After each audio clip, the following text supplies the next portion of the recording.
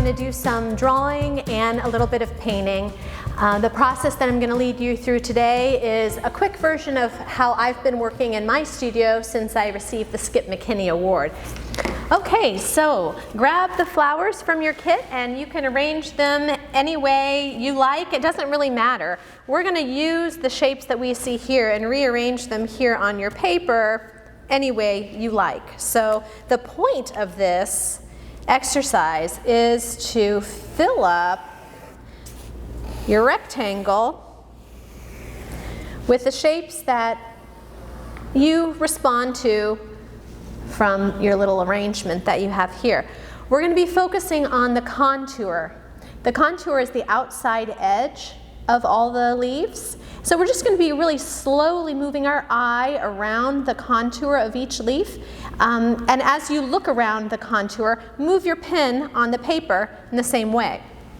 And so just pick a leaf that you respond to right off the bat that you seem to like. This one over here is pretty good. I'm going to start with that one and just go slowly, paying close attention to your eye connecting with that outside edge of the leaf. You don't even have to look at your paper if you don't want to. Just focus on kind of making a connection with the outside edge of the form. And enjoy the shape. Enjoy the way your pen bumps over the surface of the paper. The way if you push down hard, you can get a thick line and then you let up loose, you get a lighter line. That might help you get some variety in your drawing. And these leaves don't necessarily have to make sense. If you are doing one and then you decide, I'm not feeling it, I'm going to move on to something else, you can. Move on to a different leaf. No sense in continuing with something that's not working for you. So just moving slowly, letting your eye take in the things that interest you the most. So I'm getting some kind of interesting pattern here. I'm going to move over here and start filling up the paper a little bit over here with this leaf that I see right there. It's kind of a bumpy texture on the contour.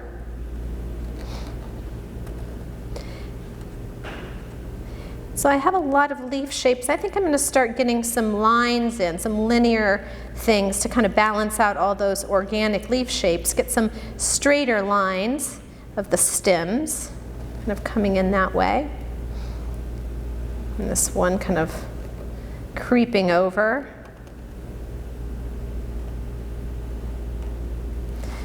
And then this one kind of coming into the scene like that, wanting to be a part of it.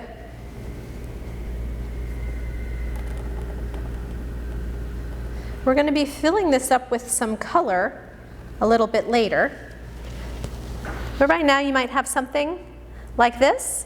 There's a lot of stuff I have sort of in the middle, so I'm going to go ahead and put some more patterns up here and maybe down here to help allow our eye to move all around the picture plane.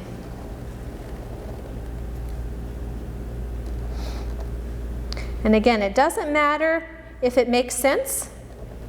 It doesn't necessarily have to. You know, when you're walking through a garden, sometimes your eye catches something and you spend more time looking at it. Well, your eye might just quickly glaze past other things that you're not as interested in. And so, in a way, the way we perceive things is, it's not always a linear sort of process. Some things grab our attention and hold it for longer than others. And so you can work that way tonight as well, allowing your eye to hold on to something and really get into the detail of a leaf if you really like it, and let other areas be a little bit more open without as much information. And this bloom here, and I think I want to keep going with some of the linear things that happen with the stems over here. Kind of tuck a stem here and a little flower down here.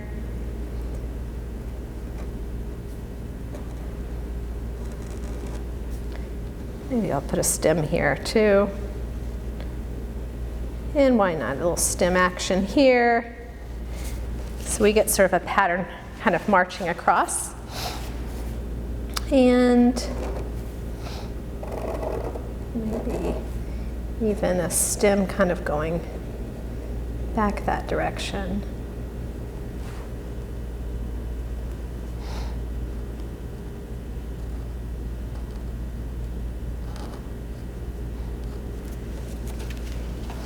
Something like this.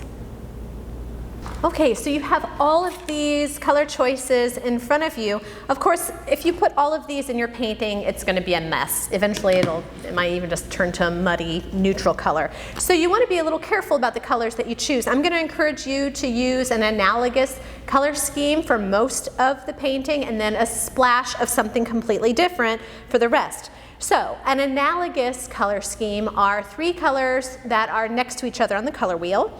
So in this painting behind me, I used reds and violets and a violet color. So it's kind of in this color range. I think tonight I'm going to use red, orange, orange, and yellow, orange for most of the painting. And then I'm going to look across the color wheel for the complement and use a little splash from across the color wheel in a smaller area of the painting just to give it a pop.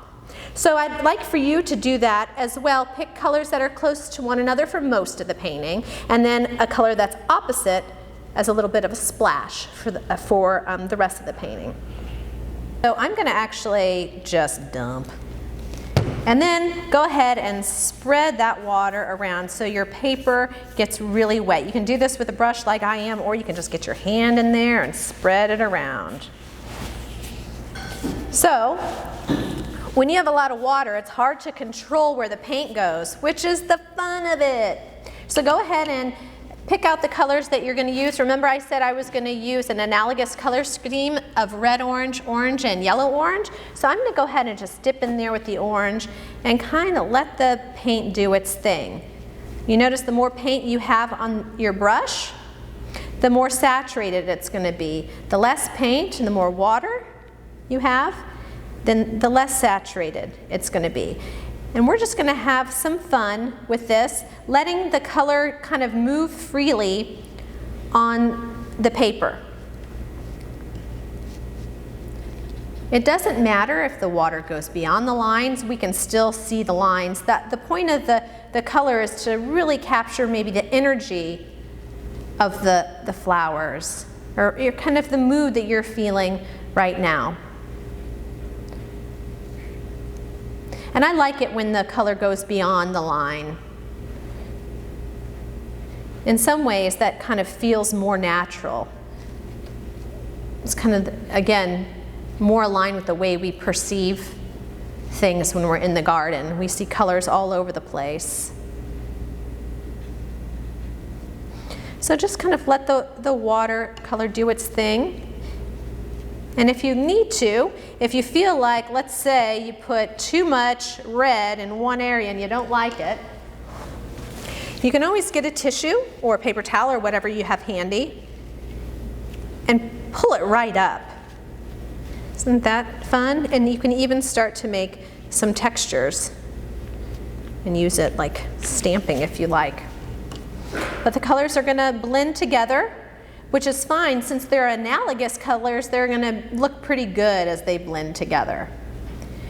So keep kind of going with this, moving around intuitively. You notice I'm skipping this because I'm going to use a color across from the color wheel, kind of a blue-green, greenish blue, sort of teal color for my leaves.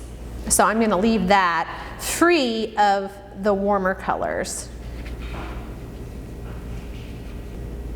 So this is fun because as this dries, you could go back in and add more drawing on top of it with the pen. And then you can put more watercolor on it and just keep working in layers and layers and layers. But remember, most of the composition we want to have filled with this analogous color scheme. I would say maybe 3/4 of the composition. And then maybe 1/4 of the composition or the arrangement can be that other color. a splash of something slightly different. So let's get into that now.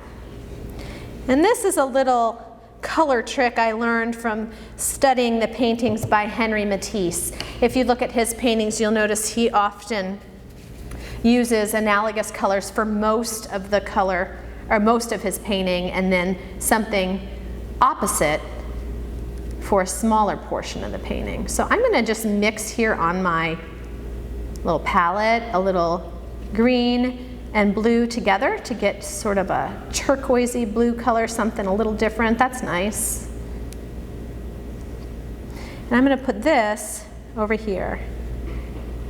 And maybe I'll be a little bit more careful with this. It's okay if it bleeds out beyond the line, but I do want to limit it. And I might even dry up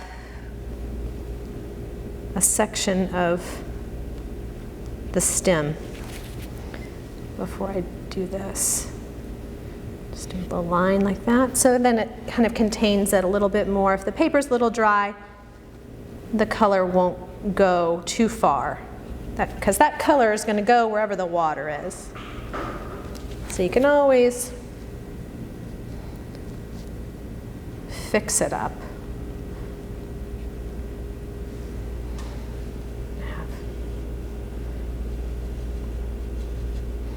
I'm just going to go ahead and put a big hunk down here. I kind of like that color.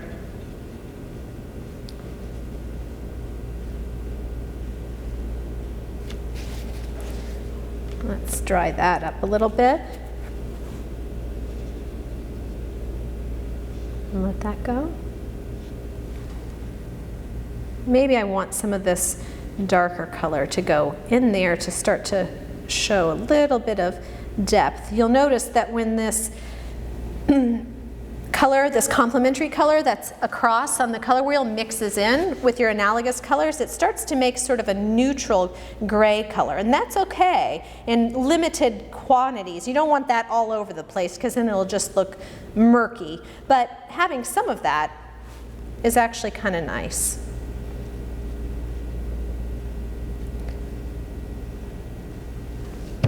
I think that's pretty good. Maybe I'll put some brighter colors right up here. And just keep going and having fun watching the colors mix in with one another. And notice how your eye moves around the picture plane. If it kind of travels all over and doesn't get stuck in one spot, then you're doing a pretty good job organizing your shapes and colors. It's drippy. It's a little drippy, but you can see what I'm doing here. This process is kind of what I've been doing in preparation for my October show. So I wanted to just teach you a little bit about this. And don't forget to come see my show in October.